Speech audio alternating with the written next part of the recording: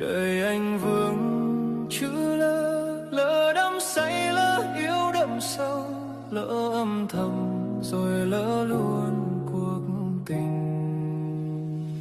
Ngày xưa ta bên nhau sớm tối, chẳng bận tâm đau thương thế gian. Đến sau cùng người đổi thay vút cánh bay, rồi ai sẽ đón em mỗi ngày, ai sẽ bên em lúc buồn.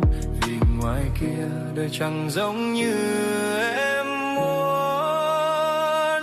Tôi đi tìm bôi xóa hình em trong mắt tôi, lời nào hai đứa nguyện, và tìm quên kỷ niệm bên cây từng đêm, cũng chỉ đầy đọa thêm tình nhân hỡi từ sinh ra.